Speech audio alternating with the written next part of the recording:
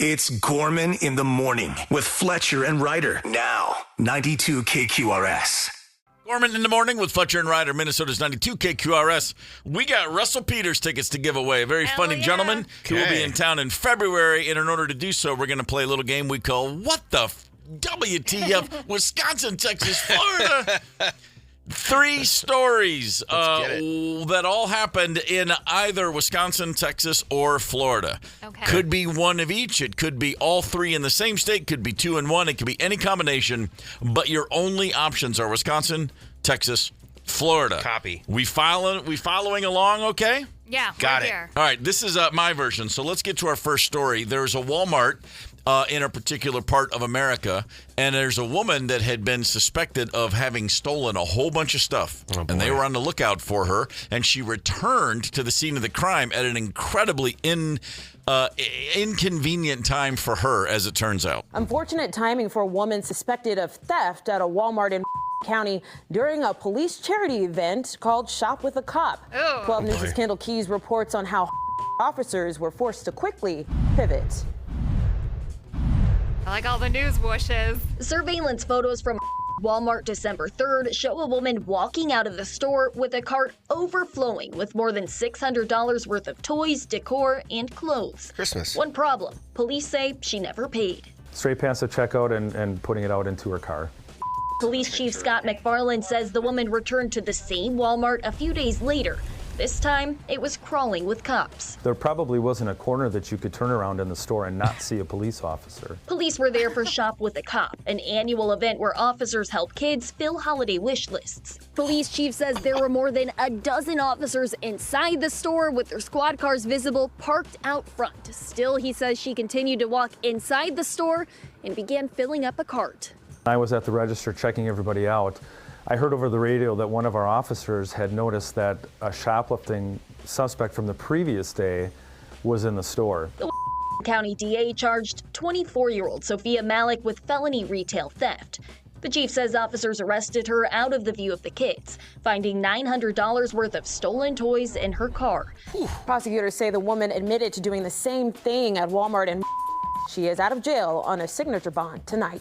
Oh, man. Oops. I feel like she blew this one. If she had just done her first shoplifting during the Shop with a Cop thing, she totally would have gotten away with it. It's the perfect crime. They'd never suspect you. They never would. No. Yeah, exactly right. She got greedy. Put on a walkie-talkie or something like that. You'll look just like a cop. Nobody would ever question you walking out with toys that are unwrapped. Well, she's got a new plan for next year. That's right. Maybe that's my new plan for next year. She got greedy. $600 came back for $900 worth more the next day. Wow. Okay. All right, our next story, they always say revenge is a dish best served cold. That's what I hear. Yeah, they say that. Sometimes it's best served with some chocolate on the side. Okay. A North woman was arrested after investigators say she tried to kill her ex-husband by mailing him chocolate laced with fentanyl. The County Sheriff's Office says a source reported the woman, identified as Pamela Jean Stanley. Deputies say she planned to make the chocolates look like a gift from a travel agency to celebrate her ex's engagement. They say she even traveled more than 200 miles to buy the drug, but was caught in an undercover sting. She's now facing charges and has a trial set for October. So her ex, she's split up. Her ex is getting engaged, and so she whips up a gift that looks like it's coming from a travel agency to say congratulations, a gift of chocolate, which she laced with fentanyl to kill him. Okay, so why would she send it from a travel agency? So the mistake is that you're supposed to put antifreeze in his Mountain Dew. That's exactly right. Thank you for that, Ryder. I just doing it all wrong. It's a whole lot of work. You know, you can go buy antifreeze and no one will immediately suspect you of doing anything wrong. However, driving 200 miles and buying fentanyl when you're not the kind of person who normally buys fentanyl, some red flags go up. I think that red flags go up anytime you're buying fentanyl. Pretty much. Actually, yeah. Pretty much. Okay, and then finally, a good old-fashioned run-of-the-mill car theft story, or was it? New at 5, a man tells deputies that he was teleported into a stolen car. But a trail of destruction tells a much clearer story. Fox 35's Chancellor Wynn has the wild body camera video that has many people saying only in Deputies hear a lot of excuses when they ask people, so why'd you do it? But this is a new one. I don't know. I teleported or something. Where'd you get the car from? I don't know. It's Calvin. I don't know. I teleported. Officer, where'd you fire? You fired soon? Come over here. Give me just 1 second. Yeah. Put your hands up on my car. Yes, sir. That's 36-year-old Calvin Johnson with the bloody face. And you heard him right. He told the deputy he teleported into a stolen car and crashed it. Signal 20 says. Oh, my God. He stole the car. This started at Bicentennial Park. A man walking his dog left the keys of his BMW convertible in the car, and deputies say a thief jumped on the opportunity. A witness describes the strange interaction he had with the suspect. Who'd you see get into it? It was a guy probably maybe 30 years old. It wasn't his car. No. He kept asking for a light, and I was like, how in the world does he have a BMW if he doesn't have a light for a cigarette? A few minutes later, this happens. 130 miles an hour, and I swear to God, that's his motor. The stolen BMW crashes at Boulevard. Good Samaritans stop to help. Cut him out of his seat. It's not his. And then everyone learns the car is stolen. You saved me from the aliens. The suspect is driven, not teleported, to the hospital and then to jail. Chancellor Wynn, Fox 35 News. You saved me from the aliens. Yeah. Yes. Wow. Yeah. That is a fascinating bit right there. If you are abducted and the aliens have finished their probing and they're going to teleport you back to Earth, make sure you say, "Can you put me into a nice European import, please?" Exactly. Yeah. Preferably one already traveling at high speeds. And that has a cigarette lighter. All right, so aliens. we got a shop with a cop situation going down. We got chocolate fentanyl, and we've got aliens teleporting people into stolen cars. There are your three stories. Did they happen in Wisconsin? Did they happen in Texas? Did they happen in Florida? The first person to call in and get all three right will win. We've got Tom from New Brighton on the horn, who apparently knows exactly where these stories came from. Well done, Tom. Let's recap. Shop with a cop event at a Walmart. And a woman who was already under suspicion, they already realized she had stolen a bunch of stuff, returned to the scene of the crime to go get some more booty. And again, shop with a cop, meaning the store was full of cops, and they popped her. Where do we think this happened, Ryder? Okay, so there was no, regional dialect or anything like that in there. Walmarts are everywhere, but she felt very, very comfortable. And I know that Walmart is headquartered in Arkansas, so I'm going to say she is in neighboring Texas. Wow. Fletcher? Interesting. The whole thing felt very wholesome to me. Shop with the cop. Not that they couldn't do that anywhere, but the whole thing just had a feel of the Midwest, and so I'm going to say Wisconsin. Tom from New Brighton, where did it go down, sir? Wisconsin. Fletcher's right. There it is. Nice. Right. 1 for 1, Paul. I like it. All right. Jilted lover ex decides to get back at her former beau, who's now engaged to another woman. So she decides she's going to send him a gift of chocolate laced with fentanyl. A bit of an overreaction, I would suggest. Ryder, where do you think it happened? You know, it stems from a couple who just can't communicate. I'm going to go with this is Midwest. I'm going Wisconsin on this one. Paul Fletcher? Dang it. I'm really torn on this. Let's see. Let's just go with my gut, and I'm gonna say my initial instinct. Ryder made a good case, and I feel like Wisconsin might be it, but I initially said Texas. I'm gonna stick with Texas. Okay. Tom, what do we got? Fletcher's right again. Wow. Yeah. Holy smokes. Man, the Lone Star State. All right, last but not least, a gentleman suspected of having stolen a car because it was a stolen car. He was driving at a high rate of speed in and ultimately crashed. He said, "No, I was teleported here," and he thanked the police officers for saving him from aliens. Where do we think this went down, Ryder? All right, I'm going again with Midwestern hospitality on this one, because if you recall, the keys were left in the Beamer. He did not break into the car. That's right. Somebody was at the dog park and left the keys in the Beamer. And I've also heard on the Luther Westside Volkswagen Talk and Text line many stories about alien sightings in Wisconsin. So I'm going Wisconsin. Paul? All right. Well, you know what? When you are high out of your mind, I don't think that aliens know any bounds. When there's general lunacy that you just cannot be explained, pretty much, I just always default to Florida. What do we got, Tom? It is. Fletcher's the big winner. Wow. Fletcher and Tom, 3 What for the 3. That's it. Thanks. Well done, Tom. Tom and I are going to go skipping on down the yellow brick road together. Tom with the self-bleep. We appreciate that. Connect with us on the KQ Talk and Text line. 651-989-ROCK. That's 651-989-ROCK. 92 KQRS. If you are a fan of push-ups, those orange things you buy from the Good Humor truck guy, the ice cream, good. yeah, They're awesome. If you like those, and if you like sushi, and you ever thought to yourself, man, how do I get these two great things in the same package? Good news, the Sushi Pop has arrived. Here's a gentleman giving us a little rundown on a TikTok video. Sushi Push Pops. I found it. I got the sushi. All right, we pull this container out and we literally pour a little bit of soy sauce. Okay, then we stick the bottom here and we push up. This is the California roll. Okay. Yeah, man. I don't think this guy can be trusted. Oh no, I get that excited about good sushi myself.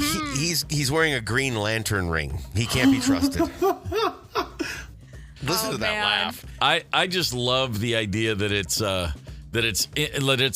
basically what you have is a roll, like a sushi roll. Yeah. Stacked on top of each other and then put into a wrapping like a push-up thing. And you put the stick in the bottom and you just go. I would live on that for months before it ever occurred to me, like, maybe I want a hot dog now. You don't even need to know how to use chopsticks. No, not at all. Right. Done and done. Initially, I thought it was just a bunch of pieces of sushi into a tube. I'm like, okay, this is stupid. But it's actually one big, long piece of sushi, so it's a little more interesting. Yeah, it is like a popsicle of sushi. I could do some damage on that. I'll get one and you can have mine. Very... Freak. Listen, man, dude's a freak. There's been moments when I've made noises just like that while eating sushi, and they weren't in a sushi pop. I will seek and destroy a sushi pop as soon as one's made available to me in the Twin Cities area. No more. No more of the Green Lantern ring wearing freak. He sounds like that guy, and there was that 2020 or 48 Hours. I remember decades ago watching a show about an arsonist, and he had videoed himself after setting a fire, and he was going, "Watch it burn, watch it burn." And I was like, man, that's my guy. Now I got this guy. Now this is my guy. Big Lake Nate on the Luther Westside Volkswagen Talking text line. Oh, sushi in a toilet paper roll sounds hideous. Oh man, that's good living. 92 KQRS. Double or nothing. I'll explain it very quickly. Okay. We send Ryder against her will into a bar. Oh boy, that's Twist tough. my arm. And she asks bar patrons, barflies I like to call them, 5 questions. Okay. And then we take the audio of their answers and we compare it to a person on the phone, a listener right now. Ask the same 5 questions. If they match 2 of the 5, they win tickets. Double or nothing. Double or nothing, Love baby. this. Let's get to it. First up, Deb from Inver Grove Heights. Deb, good morning. Good morning. Deb, are you ready to play a little double or nothing? I am ready. Let's go. All right, I'm going to ask you 5 questions. Give us your answers, and we'll see how you do. Number 1, name a TV mom famous for having a lot of kids. Carol Brady. There you go. All right. Number 2, what's something most dog owners do with their pets that cat owners don't? Walk them. I got to feel good about this one. All right, number 3, name a weekend you don't want to go up north because it's going to be too crowded. 4th of July. Bang. How about this? Finish this phrase. Rise and blank. What is it again? Rise, R-I-S-E. Rise and blank. Shine. There you go. Man, I feel pretty good about Deb's chances here. You haven't met the barfly. I was going to say, of course, I don't know what time of night you asked this barfly their questions. All right, last one, Deb. What's a popular month for a family vacation? I'll say July. All right. Okay. Very here we good. go. All right, here we go. Who are we talking to here, So I Ryder? went to halftime rec last night and hung out with Liz, and I got to give a shout out to Liz and her husband Lyle. It's their 10th anniversary today. Nice! So congratulations Liz and Lyle. to them. Here are Liz's answers. Name a TV mom famous for having lots of kids. Marge Simpson. What's something most dog owners do that cat owners don't? have a funny voice with them. No. Or kiss their face, I guess. That's what they all do. I don't know. Name a weekend you don't want to go up north because it's too crowded. Memorial Day. Finish this phrase, rise and shine. What's There a you go. popular month for a family vacation? July. Right under the wire there. Yes, Deb. Man, Liz was making us work for that one. Sweating it out is what it was. That was a sweat right there. Deb, you did it. You matched 2 for 5. You are not going home with nothing. You doubled up. So the question is, let me ask you, do you want Sex Pistols tickets or do you want Wallflowers ZZ Top tickets? Wallflowers ZZ Top. Right on. All right, Deb. Well done. Sit I'm tight. 70 years old. All right. Congratulations. That's fantastic. Hang on, Deb. All right, hang on, Enjoy Deb. the rock. You guys want to go for one more? Let's go for one Oh, more. yeah, this is Okay. awesome. As long as we're here. We got Dave from Hastings on the horn. Dave, good morning. Morning. You know what we're doing here, right? You understand the concept of double or nothing? Yes. All right, sir, let's get right to it. Here are your 5 questions. Number 1, the new Pope is from Chicago. Name the Chicago sports team that most needs his prayers. Oof, the Bulls. The Bulls. Number 2, what's a common color for a Jell-O shot? Red. Red. Number 3, name a type of fish often used to make a sandwich. Cod. Number 4, what is something moms want for Mother's Day that is free? Flowers. If you know where to pick them. Number 5, who's the cooler Jack? Jack White or Jack Daniels? Could you repeat the question? Which of these 2 Jacks is cooler? Jack White or Jack Daniels? Jack Daniels. There you go. All right. Hang tight, Dave. That's Who playing is it smart. barfly number 2, We're Ryder? talking to Liz's husband, Lyle. So Lyle. again, happy 10th to them. Here are Lyle's answers. Okay, the new Pope is from Chicago. Name a Chicago sports team that needs his prayers. Blackhawks. What's a common color for a Jell-O shot? Purple. Name a kind of fish often used in sandwiches. Tuna. What's something moms want for Mother's Day that's free? Brunch. Brunch is not free, dude. I'll pay for it. Cooler Jack, White or Daniels? Daniels. Got the one for pride. Yeah, 1 out of 5, Dave. I'm sorry, that's not enough for the tickets. That's not a double, that's a nothing. But thank you for the call, brother. We appreciate it. Gorman in the morning. Coming right back. 92 KQRS. Streaming from 92KQRS.com. Gorman in the morning is back. 92 KQRS. Summer is upon us. Summer road trips, a big part of any young family's summer plans. Usually you want to load those kids up in the car, hit the road, go someplace special. Heck yeah. A lot of parents talking about those very things. 3.5 to 4. Those are the toughest ages. The worst age for road trip kids, apparently. Sure.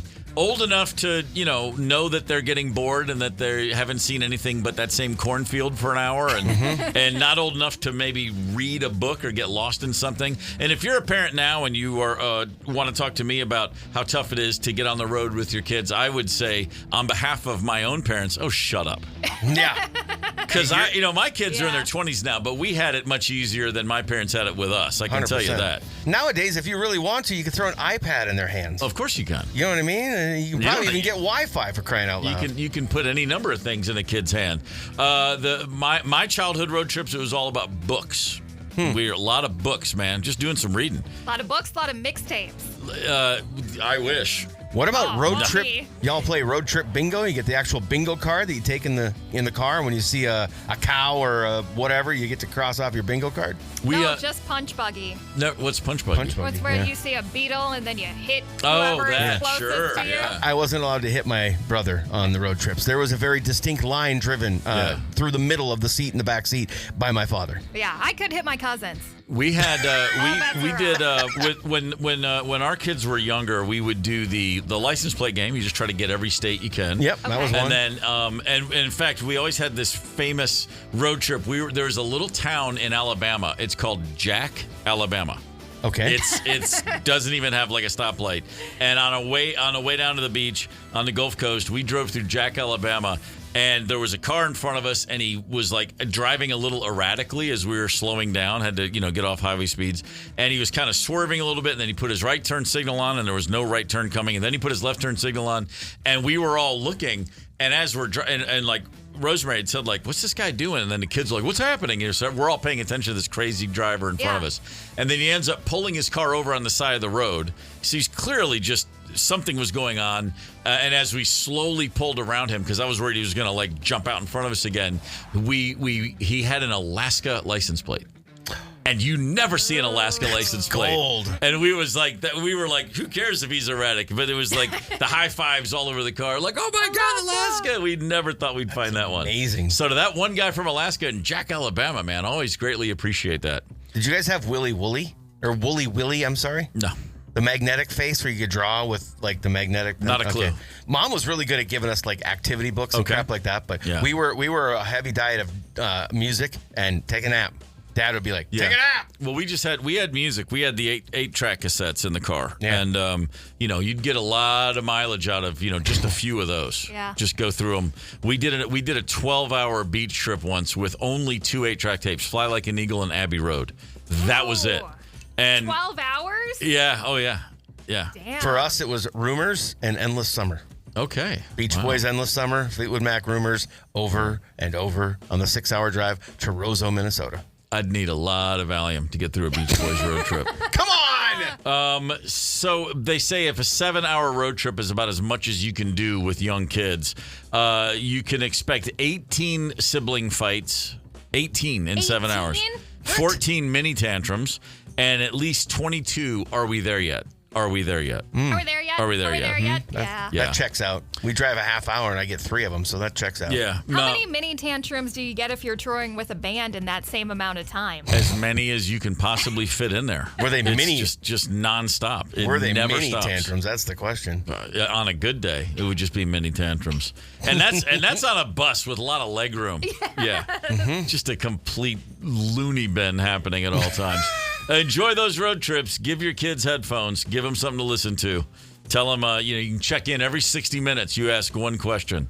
I'm all. I hated it as a kid. That. But man, the Gorman family, we got road trips. We took them very seriously. My parents were like, it was military precision. We had to be on the road before the sun came up, or why even go? Yeah. That was it. That Absolutely. sounds familiar. Yeah, that sounds familiar. Very true.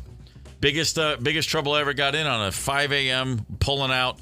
My dad, I'm in the back seat. He's like, all right, how about some of that coffee, son? So he has the thermos of coffee pre-made. Of course. And there was a thing of styrofoam cups. And he said, get me one of those plastic cups with coffee. And I didn't know styrofoam was plastic. A plastic cup to me was like a plastic cup. Absolutely. It wasn't styrofoam. And so I moved those styrofoam cups out of the way 6 times, digging through the cooler, digging through the bag with the snacks. And after about 5 minutes, he goes, where? And I said, Dad, there's no plastic cups. All they have is styrofoam. And he was like, that is plastic. And he was so mad. And I'm like, no one knows that. No. What are you holding me to these standards of knowing about the world of plastics for? What is this, The Graduate? I was worried. I thought you were going to say you put the coffee in a plastic cup. No, I would have if he hadn't corrected me. We were talking a lot about family road trips. I remember a lot of Blondie songs being in the car on the road trips back in the day. Okay. Oh, really? Oh, yeah. By the time Call Me came out, they were already well established. But that first album, Heart of Glass, One Way or Another, Dreamin', all those, I can absolutely just road trip. You'd be, scouring up and down the dial waiting for a song you liked. And then you'd find one. It'd be like, Blondie'd be rocking. And you'd go about halfway through the song. And then it would start to get the old radio would start to fade out. That was the worst Oh, ever. man. The ultimate long summer drive road trip, summer of 76, went down. I had a brother who lived on the beach in South Carolina. And it was a really long drive from where we lived. And the Paul McCartney song Silly Love Songs had just come out. And man, that damn thing was huge. And we probably heard it on every single station we picked up on the drive. And you'd hear a station, it would come in, and then it would crap out, and then you got to dial another one, and throughout that whole trip, that song was just relentlessly on. And as a Beatles fanatic, and I was also into Paul McCartney and Wings. I was like, by the time we got to the beach, I was like, I don't ever need to hear that song again. You just mentioning that title has me thinking I don't ever need to hear that song again. That's good stuff. 651-989-ROCK. Tracy texted, I used to drive 24 hours from McAllen, Texas to the Twin Cities every summer from the time my son was born until he was 17. Good Lord. One year he made me play the Wiggles from McAllen all the way until Iowa. I couldn't take it anymore. I told him that the CD broke and that Uncle Richard would fix it when we got to Minnesota. He never did the Are We There Yet? He would always say, what state are we in? On day 2. Day 1, it was all Texas.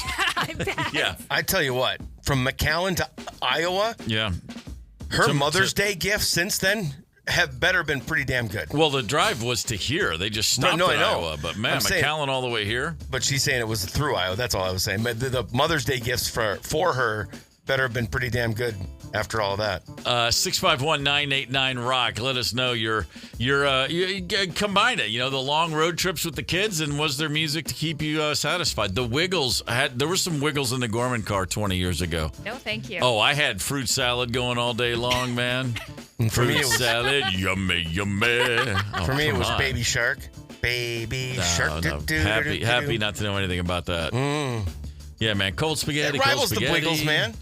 Oh, I'm sure it does. Yeah. But at least the Wiggles were Australian and had those great accents.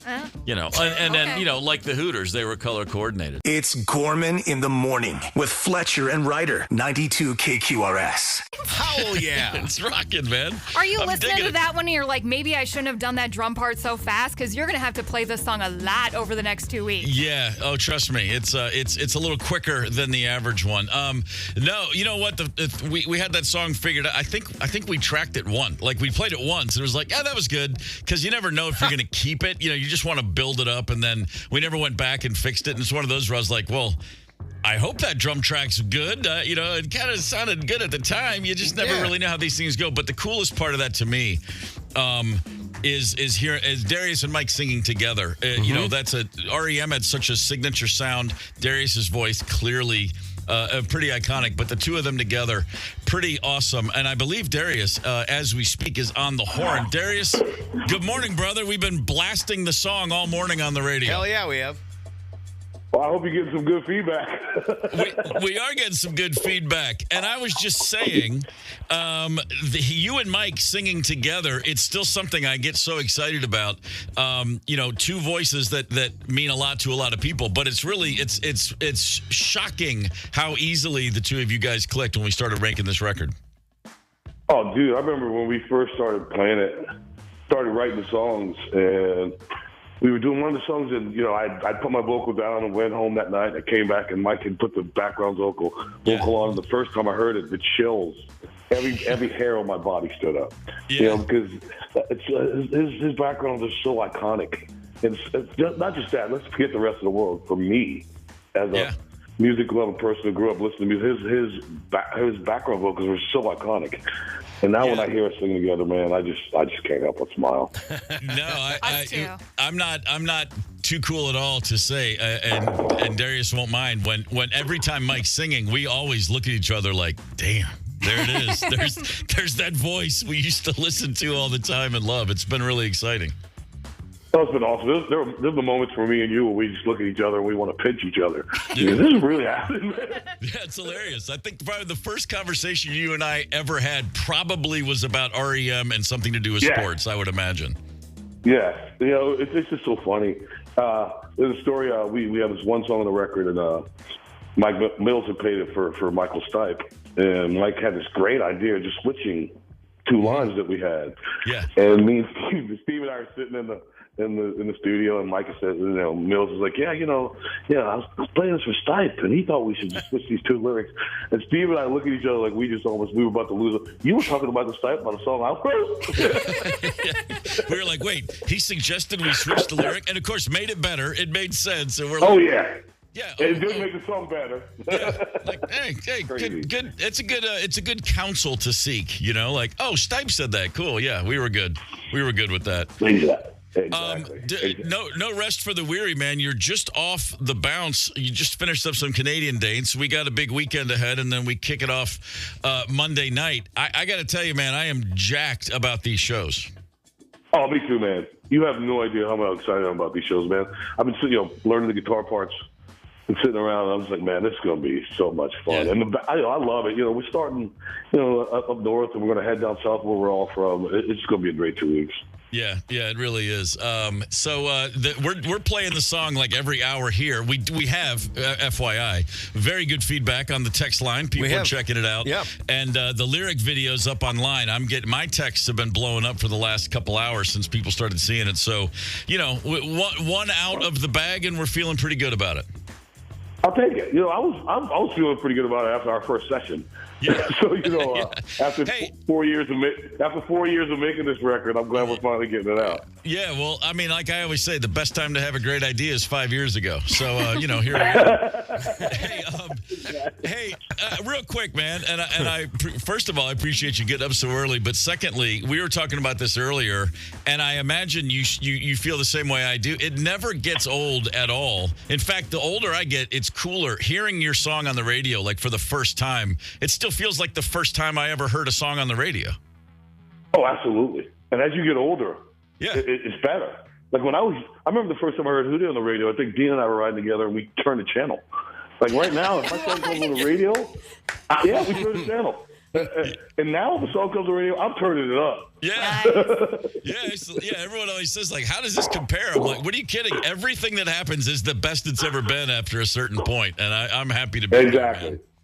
That's awesome. Exactly, all right, well, I'll check you in a little bit, man. Thanks for calling in, and we'll be checking. I'll be on the road doing this show every morning. So if you find yourself up too early, we'll get you back on.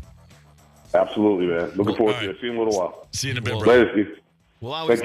Thank you. We'll always take Darius for sure. That's great. It's like you guys are kids. It's pretty funny. And it's pretty awesome. I will say, and I'm gonna shine Darius for a second because people always say, like, man, what's he like? He is Hootie and the Blowfish have the 10th biggest selling album in American chart history. Yeah, ever. And then as a country artist, as a solo artist, he just finished playing. He was at the O2 in London last month. He just did a Canadian arena tour. I mean, he is a ginormous star in his own right. And everyone's always like, man, what's he like? And I say this sincerely about him more than anyone else I've ever met. He's the exact same dude I met 35 years ago. It's like nothing has ever fazed him. He's just like, and that's a very genuine, you can hear it. That dude has got no airs about him. He's like, oh, I'm on the radio now. I turn it up. Yeah. I mean, he means that. Yeah. Well, here's the other thing I would say that I didn't want to embarrass him while he was here, but he's talking about how iconic Mike Mills' voice is. And I'm kind of like sitting here thinking like, hey, Darius, your voice is fairly iconic as well. I'm not selling Mike Mills short. I get that, you know what I mean? He's an icon. He's a legend. But Darius's voice is about as iconic as it gets. Darius and I are the same age. We were college kids at the same time, different schools, but we were, both obsessed with REM in the 80s. For sure. The REM that blew up in the 90s and took over the world, that was not, I mean, I liked those records, but I was doing my own thing then. Sure. But as a high school junior, right before my senior year, the first time I saw them in a club, and then their first album came out when I was a senior in high school, and then those 80s years, my high school and college years, that's the REM that was I've said this, I played drums because of that band. Yeah, 100%. They didn't make me a music fan, but they made me, I have to go do that. I have to be in a band. And that was the common thread that Hootie and the Blowfish had. Every college kid in the South in 1984 went out and bought a guitar because they saw REM. And so we just have that common thing. And it really is still, obviously, when I'm sitting around with Mike, he's just a dude at this point. We've known each other forever. But every now and again, like we're playing a couple REM songs. And when we play them, we're just like, yeah, that's pretty cool, man. I mean, it does put me right back at 20-year-old Steve going, yeah, this is awesome. Gorman in the morning. Coming right back. 92 KQRS. Streaming from 92KQRS.com. Gorman in the morning is back. 92 KQRS. 1989, Red Hot Chili Peppers played the Fox Theater in Atlanta, Georgia. Okay. And their opening band was a band from North Carolina called Fetchin' Bones, who were super cool. And man, they were in regional, heroes of the scene. Fetch and Bones. Fetch and Bones' van broke down that afternoon, driving in from wherever. I'm working at a record store. The phone rings. I answer it, and this guy goes, "Hey, this is Charlie Brusco," and I knew that name. He's a big promoter in town. And now my band, the Black Crowes, we had just made our first record, but it wasn't out yet. Okay. This is the interim between the summer recording and the February release. It's like October or November, and he goes, "Hey, you're the guy you're in the Black Crowes, right?" I'm at a record store. He's like, and I go, "Yeah." He goes, "Hey, I got the Chili Peppers at the Fox, and the opening band can't make it. Can you guys get here like in an hour and sound check and open for the Chili Peppers?" And I said, "Yes, we can." Hell yeah! And then I had the unenviable task of finding my 4 bandmates in a world without cell phones. Right. And guess what? I called them, and every single person answered the phone. It was the only time that ever happened. Divine intervention. Ever. I called 4 phone numbers and 4 people. Yup. Hey, man. Hey, okay. And then it worked. And we raced down, and we got to the Fox, and we had a van, and we had a little trailer with our gear behind the van. Yep. And I tried to back that van down the alley behind the theater for load-in. Ooh, tough. And I learned that I cannot back a vehicle with a trailer up to save my life or to get into the biggest gig of my career at the time. Right. And I tried to back a van with a little trailer on the back. I had to back it about 100 feet. And I couldn't. I tried for 15 minutes. I just kept pulling out.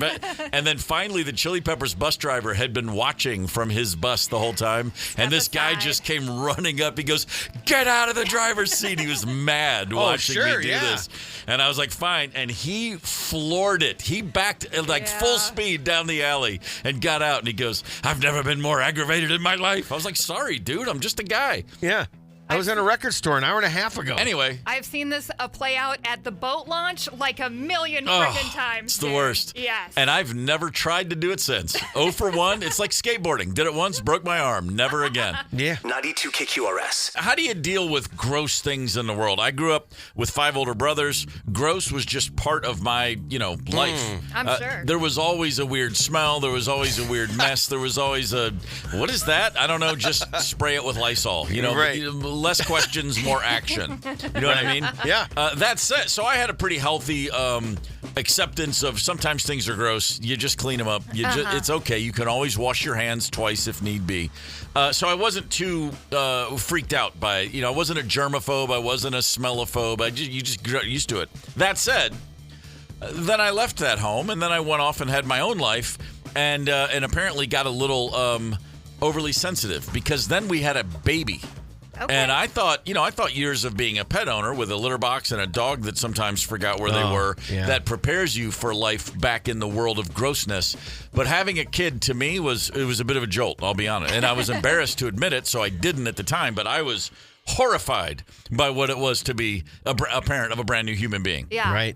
I just had no idea. And I will say, and it happened right away, quite literally right away. Connell was born. It was a very difficult situation, as they say. It was a very prolonged, difficult labor followed by an emergency C-section. It was one of those. Okay. Bad movie scene where for a minute there I'm like, this is not what's happening. My world's spinning upside down. Yeah. And I'm exhausted because I've been up for 48 hours. When they finally say it's a boy and he's okay, and then they're like, but we got to take care of mom, so Dad, come here and take the baby.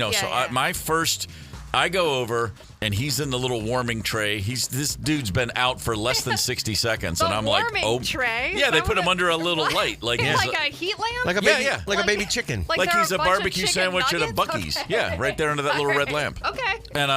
And he's under there. They're weighing him and doing all the stuff. I mean, he's less than 60 seconds, out in the world. Mm-hmm. And they're like, Dad, come say hi. And I walk over, and I'm just looking at this baby, and I've just now discovered it. We didn't find out the sex ahead of time. So I'm like, oh, my God, it's a boy. And we knew the name. His name's going to be Connell. Mm-hmm. And I put my hand on his tiny little tummy just lightly, and he peed all over me.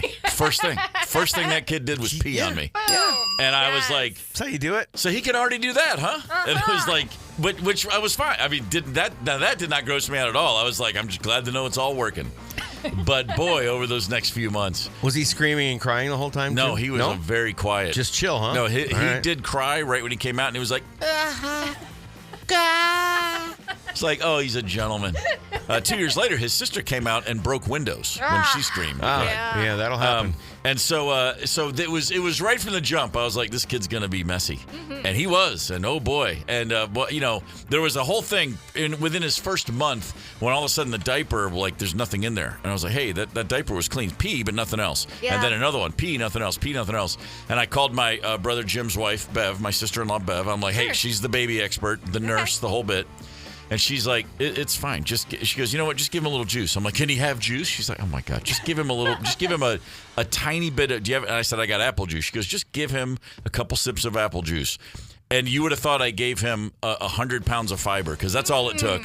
And oh boy, Lord in heaven above. The floodgates opened, yeah. Well, I thought they had opened and closed. I opened up his diaper, and the floodgates were still opening.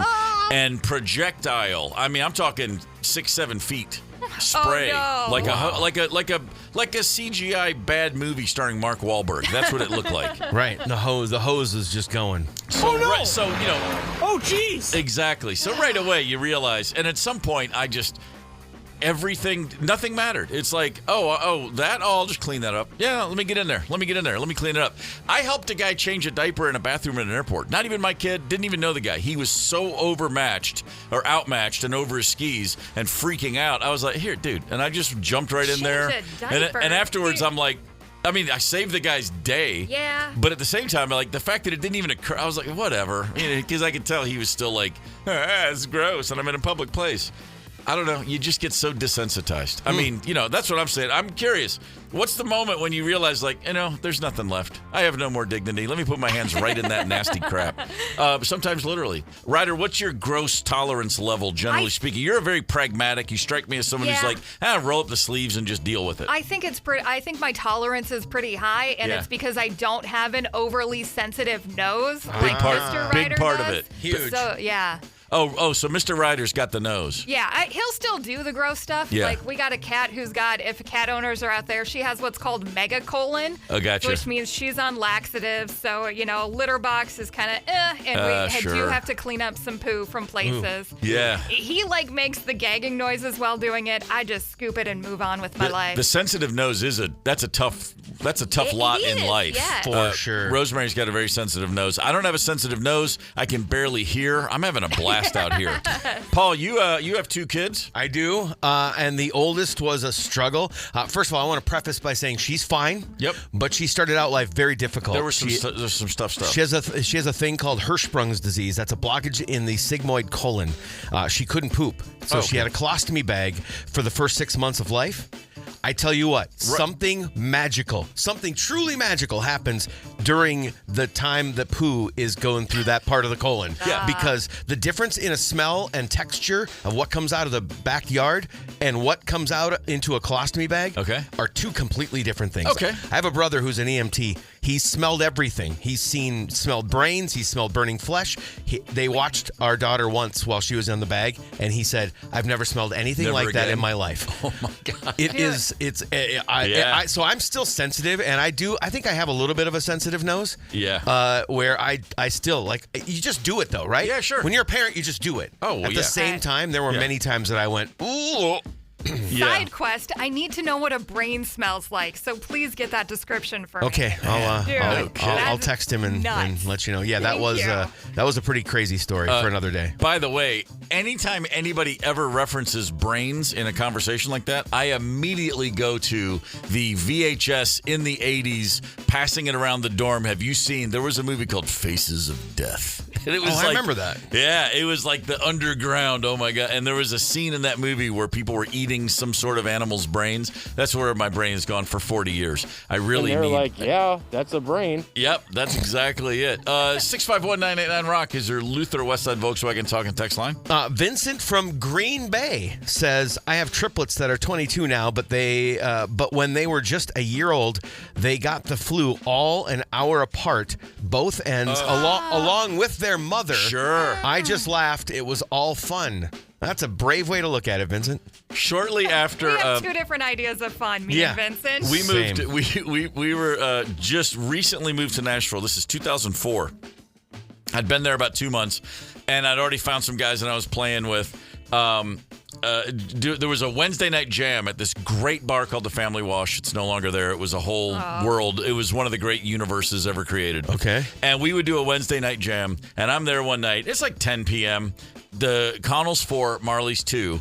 And I see I missed a call from Rosemary. Pre-smartphone. Missed a call. Yeah. But there was a text. And it was like, please call. And I'm like, well, she would only call if there was like this means something. I call her. And she's like, hey, I think I'm okay. But if there's any way you could, I'm like, what's going on? She goes, both kids are sick. They just woke up. She goes, they're both throwing up. It's just a lot. And I said, yeah, it's fine. I'll come home.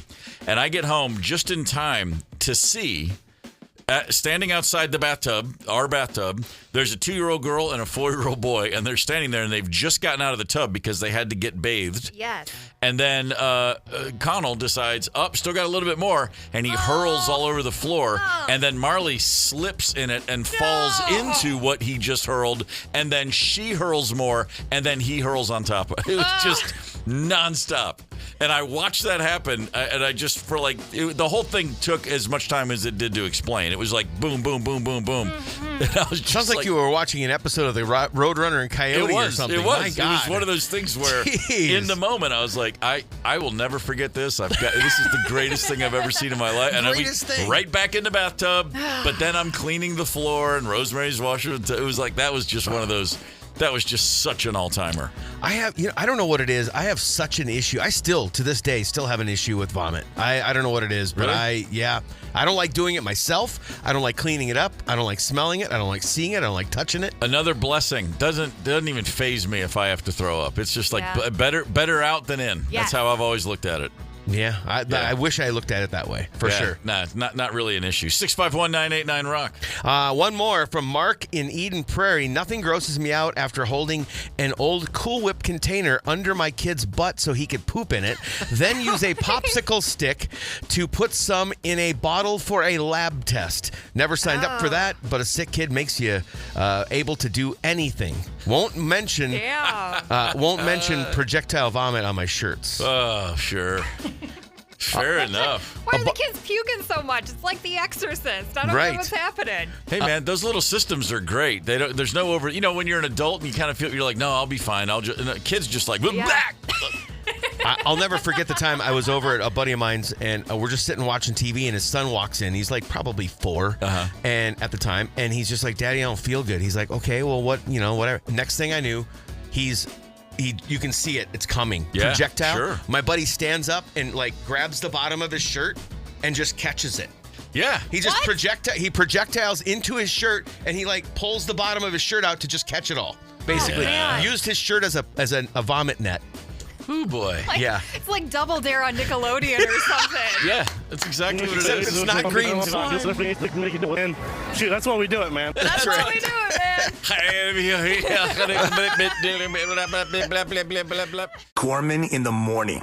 Coming right back. 92 KQRS. Streaming from 92KQRS.com. Gorman in the morning is back. 92 KQRS. Rosemary and I came out, and we're staying with friends in Studio City, which is in the valley, and then our son Connell lives over in Brentwood on the other side of the hill.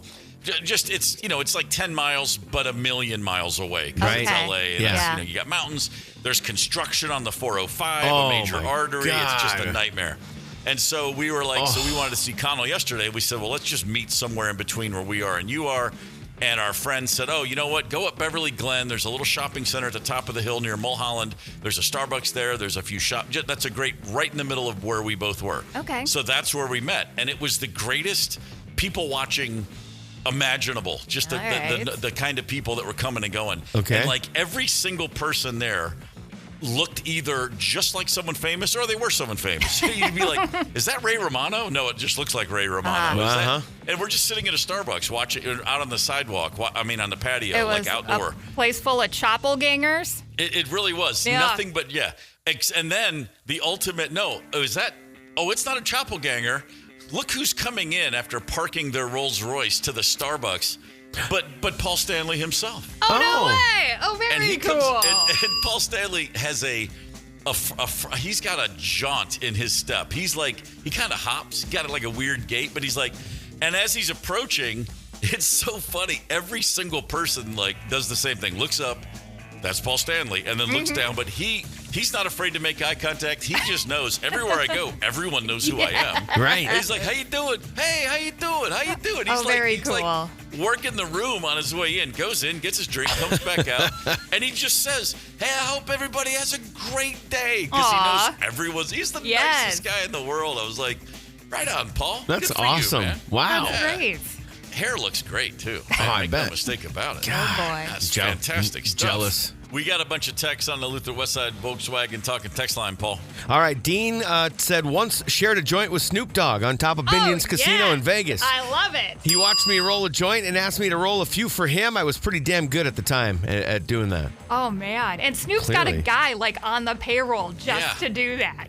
I am super impressed. That guy must have been on vacation using some PTO. Yeah. We won't top that one, so let's go back.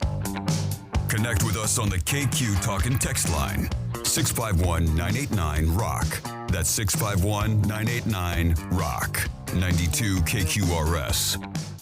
Care 11 for years now with the Minnesota Wild, which means now just watching Olympics like the rest of us, because the Wild did us all a favor and took a few weeks off. Dave, you have covered 3 different Olympics. Were these all winter games, or was it some of both? It was winter and summer. Okay, so which ones? I covered Sochi in 2014, which was winter, although it was 70 degrees. I was going to say, that's very memorable. Yeah. Yeah, everything was melting. It was crazy because they gave us all this really warm gear and we didn't wear any of it. It's so wild. I remember that very, very clearly. Yeah. And then Rio in 16 then Pyeongchang in 2018. Okay, so when I think about being at the Olympics, I think about going as a fan and picking your events and just having a good time. To cover the Olympics feels impossible. So many events. I mean, you have to have multiple staffers coordinating this, that, and the other. I mean, it just seems like you'd never get sleep. You'd be constantly on the go. Not like a World Cup where you're going city to city where it's always soccer. It's not only different venues, different towns, different events. I mean, you must be like cramming for the bar exam every night. It's a lot. And actually, you go to represent your station, so I would represent our station, Care 11, but Tegna, which was the ownership group, would send people from all over the country. So it all worked together. Right. But it was really your responsibility to keep track of all the Minnesota athletes and going. So you don't sleep much, and you have live shots to fill, and you have to turn stories. And so, you'd work from 6 or 7 in the morning until midnight every day. But it was so much fun. You know, you're on adrenaline the whole time. I always said it's kind of like a round of golf. Like your first 9, you're feeling great. Then that first 3 of the back 9, you're like, oh man, this is too much. And then you hit a birdie on 18. That's it. And you're like, yes, I can't wait for the next one. So does adrenaline last 2.5 weeks? That's what I want to know. No, it doesn't. And you do. You get that. The first week is great. It's a honeymoon period. Then you kind of lull a bit in that second week. And then the third week, it's always fun because you got a bunch of medal games and it's a blast. Well, and to cover all the Minnesota athletes, I mean, are you expected, like Alicia Lewis is over there right now, are you expected to bounce around to the different towns? Because it's pretty sprawling at times. I mean, are you expected to bounce around to all of those? And you do as much as you can. Wow. I mean, luckily, at every sport, NBC will help out too, and all the other station groups will help out. So if I have an athlete that is at curling, and Seattle also has an athlete at curling, but we both have an athlete at hockey, I might go to curling and cover his athlete for him, he would go to hockey and catch mine, and then we'd trade material. But it's a lot of bouncing around, but it's constant excitement. And then amidst all that, you still have to make sure that you're there in time for all of your live shots, which are all over because the timing is not the same back here. So you have 2 clocks, and that was always weird to me. You always had to figure out the time going backwards or forwards, and then the more tired you get, the harder it is to do math. So by the third week, you're like, wait, what time is it there? Dave Schwartz is in studio with us. Were you ever courtside, rinkside, anything at one of those moments that everyone talks about for years? Was there, and which is the first one that comes to mind? John Schuster, 5 in the 8th of the curling in 2018. Man. We were right. I was right there watching it, and that I got into curling. I love curling. Part of it was because I love those guys. If you've ever met them, they're great dudes. I mean, they're just regular people who are really, really good at curling. They're really good at curling. Yeah. And I was there when they won the gold. I was there when he hit that shot, and the place went nuts. I will never forget it. It was so cool. a lot of the events you don't actually get to watch them. You watch them from what's called the mixed zone area. Right. So, right. You go all the way halfway around the world to watch them on a television. Of course, yeah. In the bowels of the stadium. Yeah. And so, I mean, I remember that one. I remember in 2014, the shootout between TJ Oshie and I want to say it was Datsuk. I bet you remember, Fletchy. I don't remember. Was it Datsuk for Russia? That they kept going back and forth and back and forth. I forget who the Russian guy was, but standing there watching them go back and forth for the shootout over and over and over. Was that TJ Oshie? Yes, it was Oshie. And I forget who was it Datsuk? I feel like it was. They just kept going back and forth. And I remember standing there. I was standing, we're watching this television. I'm standing next to a Russian journalist. Yeah. And we're both like, we're just on this the whole time. And every time his guy would score, he'd cheer right at me. And every time Oshie would score, I'd yell right back at him. Yeah. That's great. It was fun. It was great. That's fantastic. So is there a difference? Maybe I'm making this up, but they mention it, but it's like I always watch the opening ceremonies and you can see the athletes, there's just that pride and that excitement.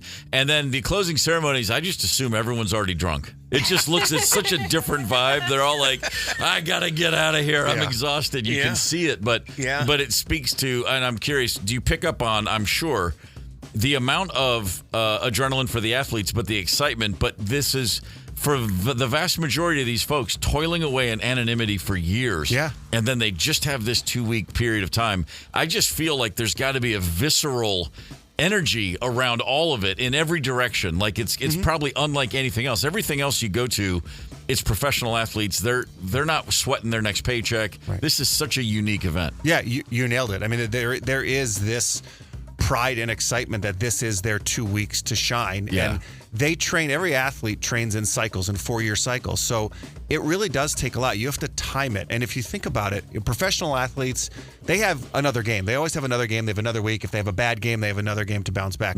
For the Olympics, you train 4 years every day to be absolutely at your best and perfect for 2 weeks. That's hard to hit that. You know, like if pressure. you get a cold beforehand or, you get something over there, everything that you did for 4 years can be gone. And so it's that timing, it's that everything has to be perfect, and they are dialed in for that 2.5 weeks. And then you're right. I don't know if they're drunk by the time the closing ceremonies get there. I can tell you covering it by the time we get to the closing ceremonies, we're ready to get drunk. Sure. I bet that's true. Yeah, you spend all those years, you're just getting ready, and you have to maximize the opportunity. And then along the way, maybe you cheat on your girlfriend a few weeks ago, and then it throws you off your game. You just never know. You still pull out a bronze, though. Yeah. That's pretty. Yeah, I mean, I've heard the stories about Olympic Village, and I've heard that they're probably true.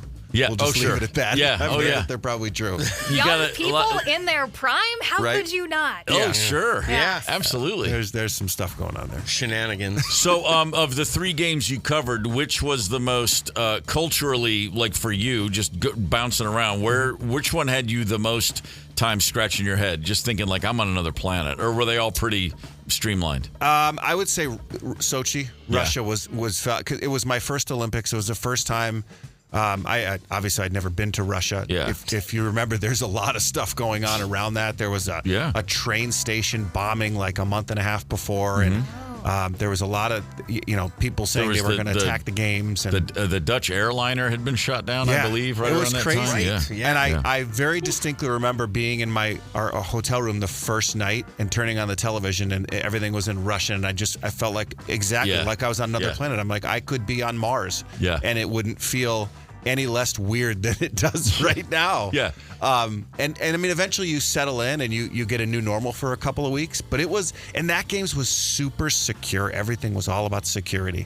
You couldn't go anywhere without badging in and out, and you always had to wear your badge on you. I remember at the end of the games, they had like a really nice all-weather track that ran the length of Olympic Park, and I went for a run on the last day, and I ran 2 miles down, and you're right at the border of the Republic of Georgia. Okay. And so all of a sudden, there's this giant fence with a lot of armed guards with very large guns. Yeah, sure. And let me tell you, I made the best 2 mile time back than I had ever done. Yeah.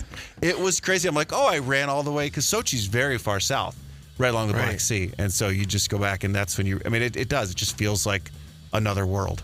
Yeah, it's funny. We started with Sochi. That's what I remember about it, was just there were like satellite photographs of how little snow there was. They were trying to get it, and NBC, and of course, as the media there, you don't want to you don't want to pee on the thing the whole time, but it's like there had to be moments when everybody was looking at each other going, how did this happen? Well, and you'd go to the mountain cluster, which there was snow and it was a little bit colder, but it was only 45 minutes to an hour bus ride. Then you come back down. You're on the Black Sea.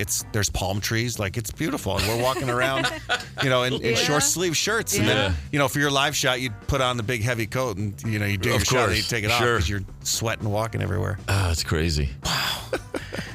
What a cool experience, though. I mean, I know I can appreciate the work that went in, and that it's probably a lot more work than it is fun. But man, unbelievable, unforgettable moments. It is, and I had one of my news directors tell me, you're going to get tired, you're going to be exhausted, you're going to miss your family, but for the 3 minutes that you're on television, you better smile. Yeah, and right. You better sure. be happy because no one wants to see you go all the way around the world and have this experience and say, I miss my coffee maker. I miss my bed. Yeah. Nobody wants to hear that. Right. So, and you miss it a little, but you just keep going and you appreciate it for what it is because it's an unbelievable experience. Dave Schwartz is in studio with us. So all your time with Carol Levin, now you are with the Wild.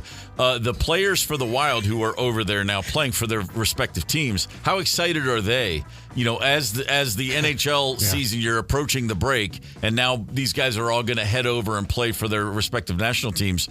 Are they excited, or is there any sort of I'd really rather have 3 weeks off? What was the general feeling in the club? I still get the sense that even though these guys are big time NHL players, that they still love this, that it still means something to them to put on their country sweater, and so this is an exciting time for them. Yeah. I think all of us at the Wild are just holding our breath and hoping nobody gets hurt. Yeah, no kidding. Because both of our goaltenders are there. And we really want them to both come out healthy. So, but it does mean something. I mean, if you watch the Four Nations Cup last year, the Canada-US game starts with a huge brawl. Yeah, right. And which is unbelievably awesome for hockey, you probably won't see that at the Olympics. But that tells you just how much this means to these guys to play for their country. Because by the time they get to the Olympics, a lot of these guys have played, first of all, against each other in the NHL. They've also probably played against each other at World Juniors or other national tournaments as they go. Right. So there's bad blood, which it means great games to watch. It's awesome. It's fantastic. Yeah. What are you looking most forward to here as we're approaching we're almost to the midway point? Yeah. I mean, I always love to watch curling. Yeah. I love watching curling. If you watch that shot that Corey Dropkin made the other day where he hit the three off the other. The one where he just showed his pipes? Yeah, it's incredible. Yeah. I mean, the fact, and I don't even know what the distance is. It's got to be half a football field. And they hit this dime on the other end. It's so incredible. If you do anything like that, I mean, like just lawn bocce, it's impossible. It's ice amazing. and that giant thing, when you really think about how they're doing. I watched a thing where they were just teaching people to curl, trying to get them into the starting position, and then slowly, you can't even do that. And then you realize you get on the ice and you don't actually slide. Yeah, because the ice is beaded. So you don't slide on the ice like normal ice. That's why they put the special thing under the shoe. That's why you put the slider on it. And so I came back, I think it was the 14 games. We went to a curling club. My wife and I went with some friends of ours. Yeah. And I was joking with them. And I'm like, oh, this is the way you do it. You got to put the slider on and push yourself. And then I just totally bit it. Sure you did. I mean, it went down hard. I on social media, I've seen several clips from 60s and 70s curling on TV, black and white, and they just got lung darts going. They're just smoking cigarettes while curling, and it's like, man, that's good stuff. It probably still happens up north. It probably still happens. The Midgie Club, yeah. They're still having fun. Don't underestimate the balance that it requires to deliver that rock, though. You're right. Because I've done it once before, too. And I bit it once, not hard, but I hit a couple of rocks, but it's like the precision is just unbelievable, man. Just to stay up is hard. You're right. As you throw that rock, like you have to balance yourself and then turn it. It's not natural either. It's an you want to unnatural toss it. position. Yeah. So. Right. Okay, are there any sports that are easier than they look on TV? Like skeleton going down, or are they all freaking insanely hard? Are there any where you're like, I could probably take a crack at that and be competitive? I don't know that there's any of them I feel like I could be competitive. I mean, bobsled. Yeah. Well, even that. I mean, I was watching that with my son last night. We're watching luge 2-person, and I'm like, I would not want to be on it. First of all, that's way too close to be with anybody. But the bottom person, you don't even get to see. I hope your wife's not listening. No. She probably agrees. You don't even see. You're just flying down this course on a sheet of ice at 70 miles an hour, and one wrong move is a car crash. I don't know that. I mean, hockey's the easy one because I've played hockey, but I feel like it would be the most fun and the one to actually get really good at would be curling, because at least you probably won't pull a muscle or break a leg curling. The rest of them, I feel like you probably would.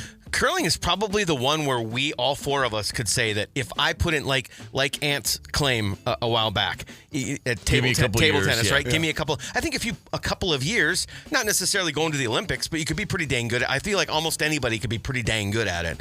The luge, I think the luge and the skeleton, going back to those, that's way more technique than any of us realizes. Like, there's a reason that the same people are fast as hell over and over again. Yeah. But the bobsled, like, I feel like it's another one where you lose some weight, be light. You know, you probably have to. It's probably a little bit like a horse jockey, where you have to be a smaller, be a lightweight, lean human. But like, I feel like anybody could learn that stuff. Yeah, they usually take, a lot of times bobsledders are former track athletes. And so those, like the pushers, because you got to be able to. Well, Herschel Walker tried. Yeah, that's right. He gave it a run. That's right. Yeah, I mean it's, and then you get in that bobsled, and I mean the thing that scares me about the bobsled is if you flip over, you can't go anywhere. Your arms are in. You're just going to land on your head. It is scary. I've actually done the bobsled at Lake Placid. I've went down those tubes, and it's it can be even us going at a slower pace. There's I saw a study once, and it said like of the greatest bobsledders in history, like over 90% of them are about 4% schnapps. So it's just a chemical. It's a total part of the world you're from type of vibe. What? Dave Schwartz, it's great to see you, man. Great to be here. Yeah, thanks for coming in. Thanks for having me. Gorman in the Morning is also Gorman on the go. Get the 92 KQRS app and stream live, or catch the Gorman in the Morning podcast anytime. 92 KQRS.